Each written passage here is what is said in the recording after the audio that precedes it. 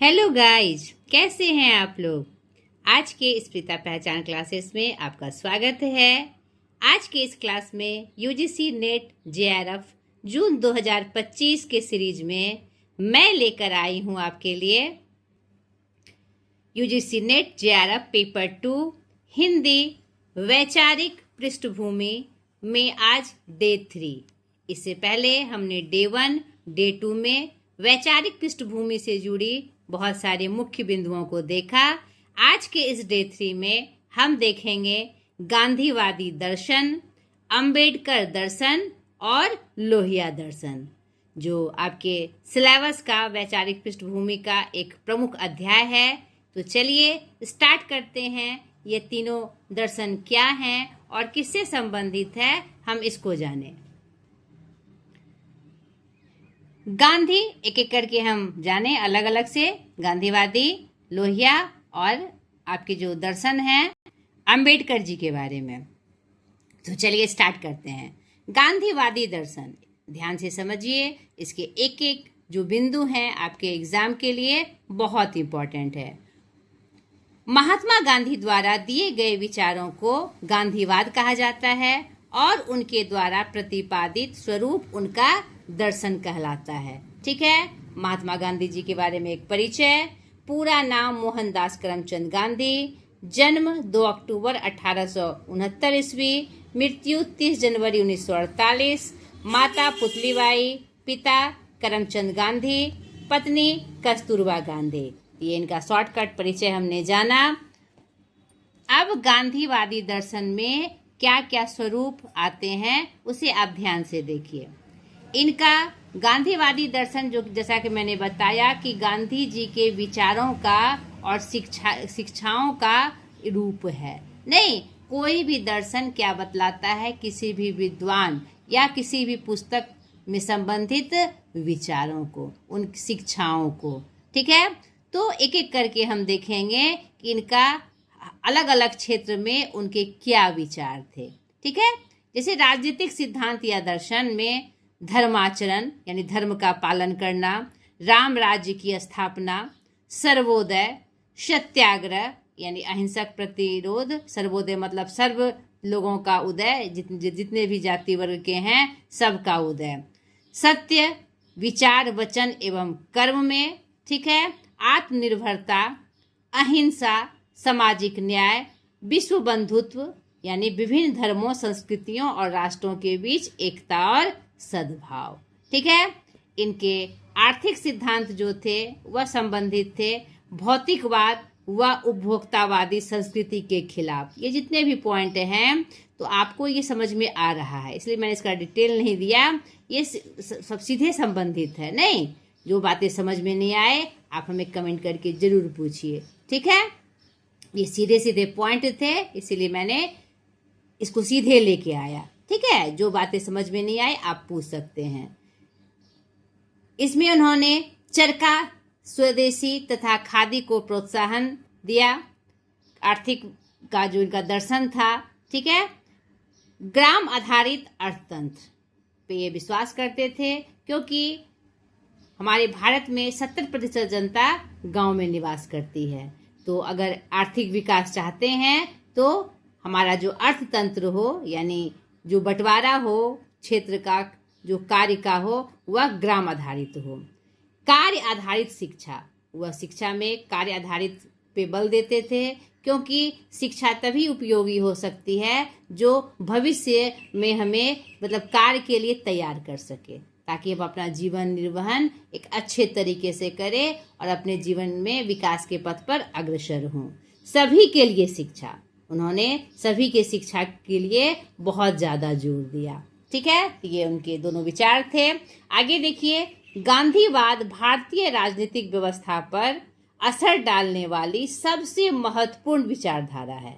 गांधी जी ने हिंदू स्वराज में अपने विचारों को व्यवस्थित प्रस्तुतिकरण किया है। हिंदी सिंधु स्वराज जो उनका एक ग्रंथ है, पुस्तक है, इसमें उन्होंने एकदम व्यवस्थित प्रस्तुतिकरण किया हुआ है। ठीक है, इनके विचारों में ईसा मसीह, जैन दर्शन, जॉन रस्किन आदि का प्रभाव है और इसे उन्होंने खुलकर स्वीकार किया है। ठीक है, ये बात याद रखनी है। इन पे किसका प्रभाव था? ईसा मसीह का, जो जैन दर्शन है, जैन से संबंधित जो विचार और शिक्षाएं हैं, और जॉन रस्किन का, जो बहुत बड़े दर्शन शास्त्र के मतलब विद्वान थे, उन पे उनका पूरा प्रभाव था। ठीक है, अब एक व्यापक दृष्टि से हम देखें कि गांधी जी के शिक्षा के व्यापक उद्देश्य थे। शिक्षा के संबंध में इससे पहले हमने क्या देखा? राजनीतिक और आर्थिक के रूप में, सामाजिक स्तर पर।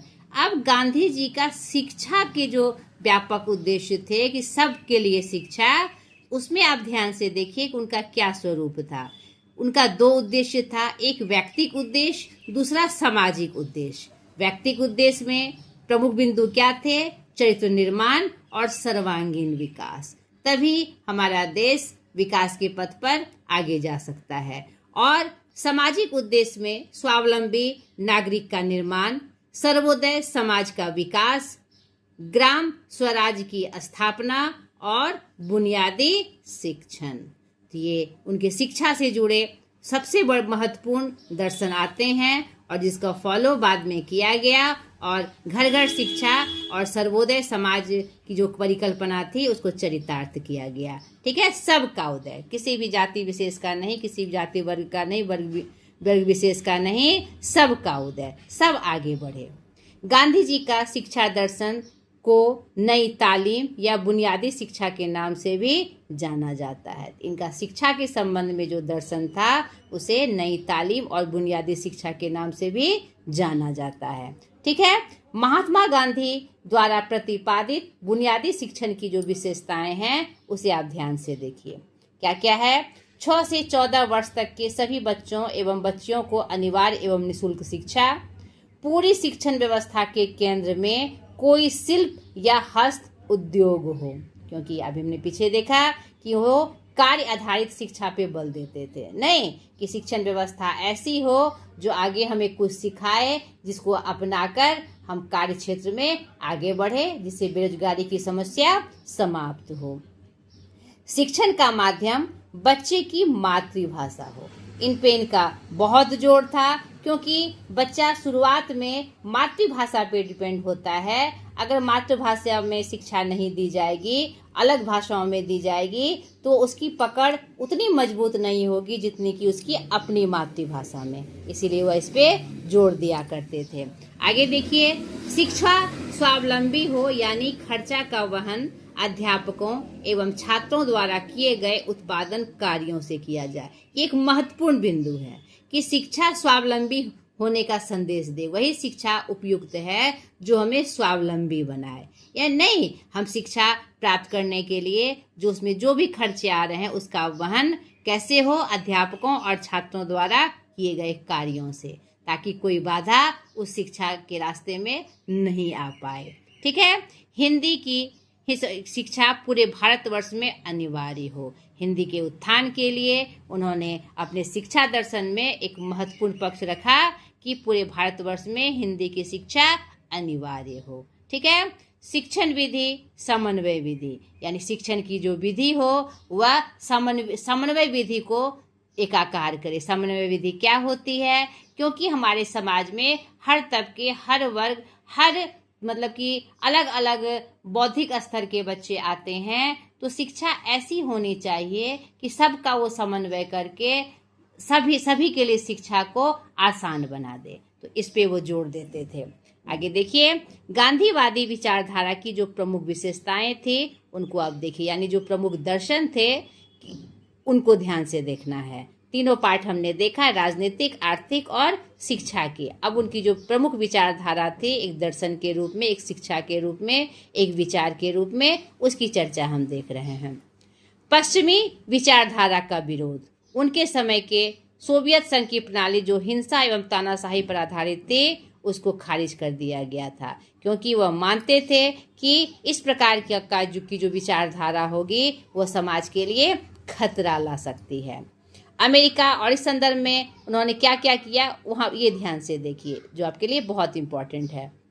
अमेरिका और पश्चिमी यूरोप में प्रचलित पूंजीवादी व्यवस्था को भी अनुचित बताया, क्योंकि वह मनुष्य की आवश्यकताओं को कम करने के बजाय उन्हें ज़्यादा से ज़्यादा बढ़ाती है, जिससे समाज में अशांति फैलती है और प्रकृति का शोषण होता है। प्रकृति हमारी सहायक है। अगर पूंजीवादी व्यवस्था को अगर अपनाया जाए तो पूंजीवादी व्यवस्था प्रकृति का अतिरिक्त शोषण करती है और पूंजी जो होती है एक वर्ग तक स्थिर हो जाती है, जिससे समाज में भी असमानता और अशांति का प्रभाव आता है। ठीक है, इसीलिए वे विरोधी थे। प्रकृति के संबंध में उनका प्रसिद्ध कथन है, प्रकृति सभी मनुष्यों की आवश्यकताओं को पूरा कर सकती है पर लालच को नहीं। जो अत्यधिक शोषण हम करते हैं उस संदर्भ में बहुत ही सटीक ये कथन है, बहुत ही प्रसिद्ध है। ठीक है, औद्योगिक प्रणाली का समर्थन नहीं, क्योंकि भारत जैसे देशों में उससे बेरोजगारी को बढ़ावा मिलता है तथा वह केंद्रीकरण की प्रवृत्ति को बढ़ाती है। इन्होंने औद्योगिक प्रणाली का समर्थन कम किया था, क्योंकि उस समय देश की जो व्यवस्था थी, आर्थिक व्यवस्था थी, वह पूरी तरह से कृषि पर डिपेंड थी, पशुपालन पर डिपेंड थी। उस समय जो औद्योगिक उद्योग का उदय हुआ वह एक वर्ग तक स्थित था। ठीक है, जिससे जो अन्य वर्ग थे उसको कोई विशेष लाभ नहीं होता था, इसलिए उन्होंने उस समय औद्योगिक प्रणाली का समर्थन नहीं किया। ठीक है, यहाँ पर कंफ्यूजन नहीं होनी चाहिए। आगे देखिए, तकनीक को महत्व ज़्यादा देने का विरोध, क्योंकि सेम बात यहाँ पर आई, क्योंकि तकनीक को इसलिए वो ज़्यादा महत्व नहीं देते थे क्योंकि उस समय की जो व्यवस्था थी वह टेक्निकली मतलब कि विकसित नहीं थी। लोग की जो मूलभूत आवश्यकता थी उसकी पूर्ति के लिए वह साधारण तौर पर कृषि और पशुपालन पर स्थिर था, इसीलिए वे उसे ज़्यादा महत्व नहीं देते थे। राजनीतिक विचार में वे तानाशाही के विरोधी एवं जर्मनी व इटली के नाजीवाद व फांसीवाद के अधिनायकवादी या तानाशाही मूलक शासन के खिलाफ थे, क्योंकि वे सभी व्यवस्था व्यक्ति की स्वतंत्रता पर चोट पहुंचाती है। यानी कि कोई भी जो तानाशाही ग्रुप होता था वे उसका वो विरोध करते थे, क्योंकि जो पर्सनल व्यक्ति होते हैं उनका जो पर्सनल स्वतंत्रता होती है, उनकी वास्तविक स्वतंत्रता होती है, वह छीन हो जाती है, क्योंकि उसे उस विशेष ग्रुप के का जो समूह है या जो वाद है उसको मानना अनिवार्य हो जाता है, जिससे वह स्वतंत्र रूप से सोचने के लिए मतलब नहीं रह जाता है, मतलब स्वतंत्र रूप से सोच ही नहीं सकता। जो उसे कहा जाएगा, जिस बात का प्रचलन होगा उसी को मानना पड़ेगा। ठीक है, इंग्लैंड और अमेरिका में प्रचलित उदार लोकतंत्र भी उन्हें अस्वीकार था, क्योंकि वह जानते थे कि उदार लोकतंत्र से जो क्या होगा, ज़्यादा अगर हम उदार बनेंगे तो निष्क्रिय होंगे, जनता क्या हो जाएगी, निष्क्रिय हो जाएगी, और मतलब कि केंद्र के प्रति या शासन के प्रति, प्रशासन के प्रति उसका विश्वास कम हो जाएगा। गांधीवादी विचारधारा महात्मा गांधी द्वारा अपनाई गई और विकसित की गई धार्मिक, सामाजिक, राजनीतिक, आर्थिक एवं नैतिक विचारों का समूह है, जो उन्होंने पहली बार वर्ष 1893 से 1914 तक दक्षिण अफ्रीका में तथा उसके बाद फिर भारत में अपनाई थी। ये बात भी आपको इम्पोर्टेंट रूप से याद रखनी है। गांधी जी के 11 सिद्धांतों या प्रतिज्ञाओं के रूप में सिद्धांतों का समूह है जो हमें याद रखना है। सत्य, अहिंसा, चोरी न करना, ब्रह्मचर्य, अपरिग्रह। अपरिग्रह क्या होता है? यह सादगी और अति सूक्ष्मवाद की वकालत करता है। इसमें अत्यधिक भौतिक संपत्ति का त्याग करना और संतोष का अभ्यास करना, सांसारिक वस्तुओं और धन की इच्छा को कम करना शामिल है। इसे क्या कहते हैं? अपरिग्रह। ठीक है, जो इनके सिद्धांत में एक है। आगे देखिए, छठा, आहार पर नियंत्रण। सचेत एवं शाकाहारी भोजन पर जोर देते थे और उस पे वो उसका महत्व बताते थे। निर्भयता, सर्वोदय यानी समानता, पूरे सब समाज में जितने किसी भी वर्ग के लोग हैं सबको एक समान जीने का अधिकार हो, सबका उदय हो। भूदान, ठीक है, जो ब्रेड लेवर के नाम से प्रसिद्ध था उनका। स्वदेशी, स्वदेशी अपनाने को उन्होंने बहुत ज़्यादा जोर दिया। स्वदेश की बनी चीज़ें जिसमें चरखा का वो बहुत ज़्यादा महत्व देते थे और खुद से तैयार वस्त्रों को पहनने पर ज़्यादा जोर देते थे। अस्पृश्यता निवारण यानी सर्व धर्म समभाव को बढ़ाने के लिए उन्होंने इस प्रमुख मूल मंत्र पर बहुत जोर दिया था कि अस्पृश्यता अगर हमारे समाज में रह गई तो सही रूप से एक सुशिक्षित समाज का निर्माण नहीं हो पाएगा। इसलिए उन्होंने हरिजनों और दलितों के उत्थान के लिए बहुत सारे कार्य किए। ठीक है, गांधी जी की प्रमुख रचनाएं एवं प्रकाशन वर्ष देख लीजिए। India case for Swaraj 1932, the story of my experiment with truth 1940, Satyagraha 1935, economics and khadi 1949, the science of Satyagraha 1947, Hindi Swaraj and Indian home rule 1958 और ट्रस्टशिप 1960, economic thought of Mahatma Gandhi 1962, साथ ही साथ truth of God, basic education and ethical religion एवं हरिजन, young India, Harijan Sevak, हरिजन बंधु, नवजीवन आदि पत्रिकाओं का इन्होंने विमोचन भी किया। ये गांधी जी से संबंधित और उनके दर्शन से संबंधित महत्वपूर्ण जानकारियां हमने देखी। अब इस पाठ का दूसरा दर्शन जो प्रमुख दर्शन है अंबेडकर दर्शन, हम उसकी चर्चा देखेंगे।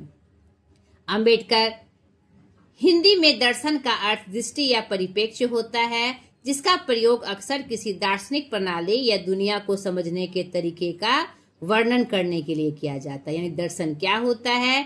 दृष्टि यानी परिप्रेक्ष्य, किसी विद्वान के संदर्भ में या पुस्तक के संदर्भ में या विचार के संबंध में। ठीक है, अंबेडकर दर्शन मोटे तौर पर B.R. अम्बेडकर की शिक्षाओं, दर्शन और जीवन को संदर्भित करता है जो भारत के सामाजिक न्याय और समानता के संघर्ष में एक प्रमुख व्यक्ति थे। ठीक है, साथ ही साथ यह उन पुस्तकों या कार्यों को संदर्भित कर सकता है जो अंबेडकर की विचारधारा और विरासत का पता लगाती है। दोनों संदर्भ में अंबेडकर जी का एक परिचय। पूरा नाम डॉक्टर भीमराव रामजी राव अंबेडकर। ठीक है, इनका जन्म 14 अप्रैल 1891 ईस्वी मऊ जिला रत्नागिरी उत्तर प्रदेश में हुआ था और इनकी मृत्यु 6 दिसंबर 1956 में हुई। पिता रामजी राव, माता भीमाबाई, पत्नी रमाबाई अंबेडकर। आप देखिए इनके माता पिता के नाम का सम्मिलित रूप ही इनके नाम के साथ आता है, भीमराव रामजी राव अंबेडकर। ठीक है, इनकी शिक्षा विदेश में हुई और अर्थशास्त्र में डॉक्टरेट की। विदेश में डिग्री पूरा करने वाले पहले भारतीय, डॉक्टरेट की। ठीक है, विदेश में डॉक्टरेट की डिग्री पूरा करने वाले पहले भारतीय। किस विषय में? अर्थशास्त्र में। ये बात आपको याद रखनी है। इन्हें बाबा साहेब नाम से भी जाना जाता है। ये भारतीय बहुभाषा विज्ञ, मराठी, हिंदी, संस्कृत, गुजराती, अंग्रेजी, फारसी, जर्मन, फ्रेंच, पाली आदि, यानी ये बहुभाषा विज्ञ थे। बहुज्ञ यानी बहुत ही ज्ञानी, विधिवेता, अर्थशास्त्री, राजनीतिक एवं समाज सुधारक। तो आप समझ लीजिए ये कितने बड़े व्यक्तित्व के मालिक थे। स्वतंत्र भारत के प्रथम विधि एवं न्याय मंत्री में इनका नाम आता है। भारतीय संविधान के जनक, भारतीय गणराज्य के निर्माता। 1990 में इन्हें इनके मरणोपरांत सर्वोच्च नागरिक सम्मान या पुरस्कार कह सकते हैं, भारत रत्न से सम्मानित किया गया। इनका जो मूल दर्शन था भारत में जाति विहीन समाज की स्थापना। इन्होंने गौतम बुद्ध के मूल मंत्र बहुजन हिताय बहुजन सुखाय को अपनाया। ठीक है,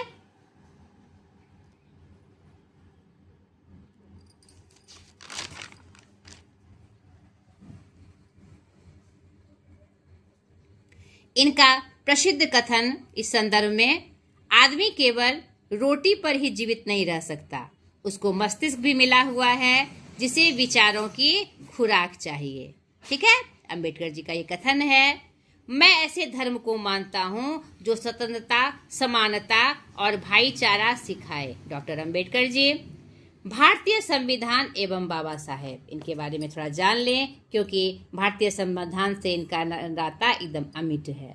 भारतीय संविधान निर्माण हेतु 7 सदस्यीय प्रारूप समिति का गठन किया गया था, जिसमें 7 का नाम आप देख लीजिए, जिसमें डॉक्टर अंबेडकर अध्यक्ष थे, एन गोपाल स्वामी अयंगर, सैयद मोहम्मद सादुल्लाह, कृष्णा स्वामी अय्यर, के.एन. मुंशी, बी.एल. मित्रा और डी.पी. खेतान। ठीक है। और यहाँ इस संदर्भ में एक नोट आप जान लीजिए, पंडित नेहरू ने आइवर जेनिंग्स का नाम संविधान निर्माण के लिए सुझाव दिया था, मगर गांधी जी ने डॉक्टर अंबेडकर का नाम दिया और इन्हीं का समर्थन किया। ठीक है। इनकी प्रमुख रचनाएं एवं प्रकाशन वर्ष देख लीजिए आप। भारत का राष्ट्रीय अंश 1916, भारत में जातियां और उनका मशीनीकरण 1916, भारत में लघु कृषि और उनके उपचार 1917, ब्रिटिश भारत में साम्राज्यवादी वित्त का विकेंद्रीकरण 1921, रुपये की समस्या उद्भव एवं समाधान 1923, ब्रिटिश भारत में प्रांतीय वित्त का अभ्युदय। ठीक है। जाति विभेद 1937, संघ बनाम स्वतंत्रता 1937, श्री गांधी एवं अछूतों की विमुक्ति 1942, कांग्रेस और गांधी ने अछूतों के लिए क्या किया 1945, शूद्र कौन और कैसे 1948, भगवान बुद्ध और उनका धर्म 1957, एनहिलेशन ऑफ कास्ट 1937 आदि। बाबा साहेब के निजी पुस्तकालय राजगृह में 50,000 से भी अधिक पुस्तकें थी और यह विश्व का सबसे बड़ा निजी पुस्तकालय था। ये बात भी आपको इम्पोर्टेंट रूप से याद रखनी है। अंबेडकर दार्शनिक विचारधारा के प्रमुख पहलू। इनका दर्शन 3 शब्दों पर आधारित है जिसे इन्होंने अपने मार्गदाता भगवान बुद्ध से ग्रहण किया था: स्वतंत्रता, समता एवं भ्रातृत्व। ठीक है। इनके परमात्मा संबंधी विचार: चेतना में विश्वास था, आत्मा परमात्मा में नहीं। ईश्वर को किसी ने नहीं देखा, लोग ईश्वर मात्र की चर्चा करते हैं। ईश्वर अज्ञात एवं अदृष्टा है, कोई व्यक्ति ईश्वर को सिद्ध नहीं कर सकता। ये प्रमुख कथन है परमात्मा संबंध में जो उन्होंने बुद्ध का अनुसरण करते हुए किया, लिखा था। ठीक है। मानवतावादी कल्याण में विश्वास था इनका। समाज स्वतंत्रता, समता एवं भाईचारे पर आधारित। मेरी कल्पना का समाज ऐसा होगा जिसका आधार स्वतंत्रता, समानता एवं भाईचारा होगा। ये डॉक्टर भीमराव अम्बेडकर का प्रमुख कथन है। आत्मसम्मान को विशेष महत्व। आत्मसम्मान रहित जीवन को गुलामी के समान मानते थे। केवल जीवित रहने में कोई विशेष बात नहीं है, मुख्य बात जीवन स्तर की है। कोई व्यक्ति दास बनकर जीवित नहीं रह सकता, कोई कायरता का जीवन व्यतीत नहीं कर सकता, कोई संघर्ष करते हुए जीवित रह सकता है या रहता है। ठीक है। इनका प्रमुख कथन था। अम्बेडकरवाद स्वाधीनता आंदोलन के दौरान उत्पन्न एक प्रमुख विचारधारा थी जिसने दलितों पर होने वाले शोषण व दमन के विरुद्ध काफी उग्र तेवर अपनाया और एक नए सामाजिक आंदोलन का सूत्रपात किया। सामाजिक सुधार इनके जो दर्शन है उसका प्रमुख स्वरूप में बता रही हूँ। जहाँ जहाँ डिटेल से बताना है मैं वो भी ड्रिल कर रही हूँ। राजनीतिक विचार: उन्होंने भारत के राजनीतिक परिदृश्य पर गहरा प्रभाव डाला तथा संविधानवाद और कानून के शासन के महत्व पर बल दिया। धार्मिक रूपांतरण: अंबेडकर जी का बौद्ध धर्म अपनाना इनके जीवन की एक महत्वपूर्ण घटना थी जिससे उन्होंने हिंदू रूढ़िवादिता एवं कर्मकांड पर करारी चोट की। यानी रूढ़िवादिता और कर्मकांड के ये विरोधी थे। वे महिलाओं की अनिवार्य शिक्षा के पक्षधर थे। भारतीय संविधान के अनुच्छेद 14, 15 3, 16 के 1वें भाग और 16 के 2 में महिलाओं के साथ भेदभाव के खिलाफ उचित प्रबंधन किए हैं। ठीक है। इन्होंने 5 मराठी पत्रिकाओं का संपादन किया: मूक नायक 1920, बहिष्कृत भारत 1927, समता 1928, जनता 1930 और प्रबुद्ध भारत 1956। ये हमारे अंबेडकर जी से संबंधित विचार थे। अब हम लोहिया जी से संबंधित प्रमुख विचार और दर्शन को देखेंगे। लोहिया दर्शन R.M. लोहिया की शिक्षा एवं दर्शन को संदर्भित करता है। उनका एक परिचय हम देख ले। भारत के स्वतंत्रता संग्राम के सेनानी, प्रमुख चिंतक एवं समाजवादी नेता और राजनीतिज्ञ। इनका पूरा नाम राम मनोहर लोहिया, जन्म 23 मार्च 1910 अकबरपुर फैजाबाद में और मृत्यु 12 अक्टूबर 1967 नई दिल्ली।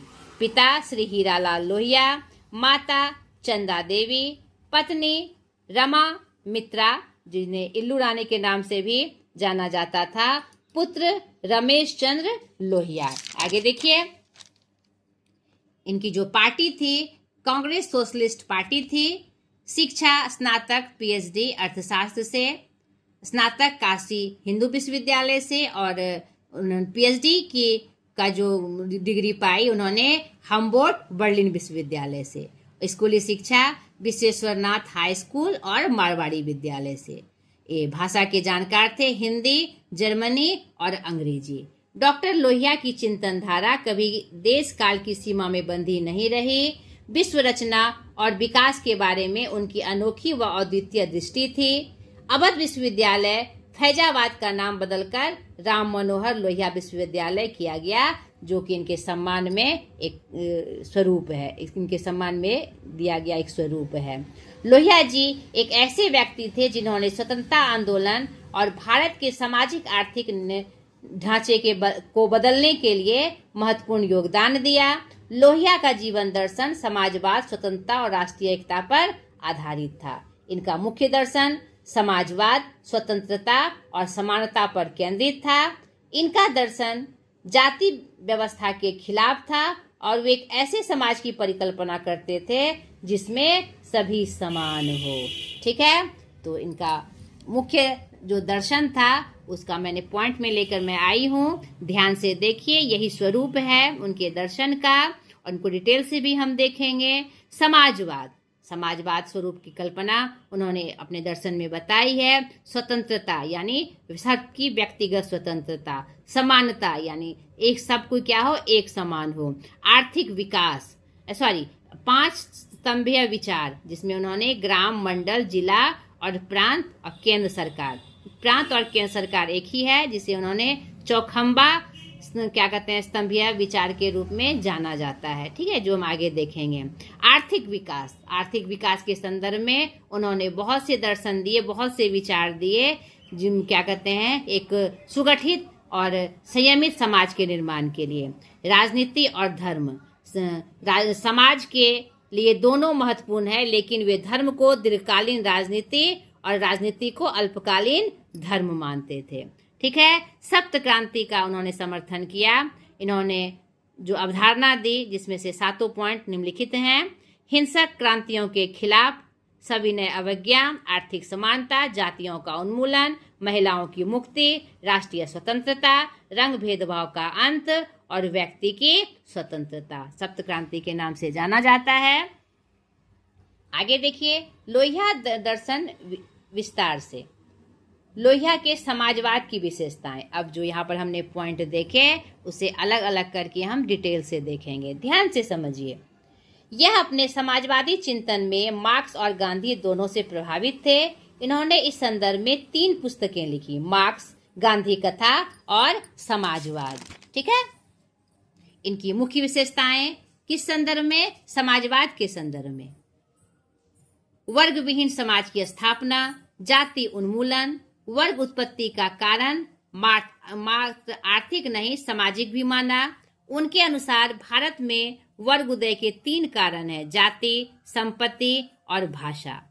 हिंसात्मक क्रांति का विरोध और सविनय अवज्ञा का समर्थन, ये उनके समाजवाद के प्रति प्रमुख विचार थे। अब लोहिया जी के आर्थिक विचार को हम देखें। इनका आर्थिक दृष्टिकोण उनकी पुस्तक सोशलिस्ट इकोनॉमी में वर्णित है। मुख्य विशेषताएं इनकी थी, उत्पादन के साधन राष्ट्र की संपत्ति हो, कुछ लोगों तक सीमित ना हो। सामान्यीकरण, जिससे अधिक से अधिक लोगों का कल्याण हो। लघु इकाइयों और छोटे यंत्रों का उपयोग, क्योंकि इससे बेरोजगारी की समस्या दूर करने में एक महत्वपूर्ण भूमिका उन्होंने देखी। छोटी छोटी इकाइयों में बांटकर छोटे छोटे यंत्रों के प्रयोग से हर क्षेत्र में हम बेरोजगारी की समस्या को दूर कर सकते हैं। ठीक है, ये आर्थिक विचार थे उनके। इन्होंने बड़े उद्योगों में बिजली, लोहा और इस्पात आदि को सम्मिलित किया। वे उद्योगों में बड़ी मशीनों के इस्तेमाल के पक्षधर थे। इससे बड़े पैमाने पर व्यापक रूप से क्या कहते हैं उद्योग को बढ़ाया जा सकता है, आर्थिक स्तर पर देश को मजबूत किया जा सकता है। निजी क्षेत्र का इन्होंने विरोध किया, क्योंकि निजी क्षेत्र में जो असमानता आती है समाज में, उसका प्रमुख कारण उन्होंने माना, क्योंकि जो विकेंद्रीकरण जो होता है उसका मतलब विकेंद्रीकरण नहीं हो सकता, ये केंद्रीकरण हो जाता है आर्थिक दृष्टि से। ठीक है, इसीलिए वो निजी क्षेत्र का विरोध करते थे। आय विषमता को कम करने पर बल दिया उन्होंने, ताकि अगर ये आय विषमता समाज में रह गई तो दो वर्ग का उदय होगा, एक पूंजीवादी और एक समाजवादी, और दोनों में लगातार विरोध होते रहेंगे। इसीलिए आय विषमता को कम करने पर उन्होंने हमेशा बल दिया।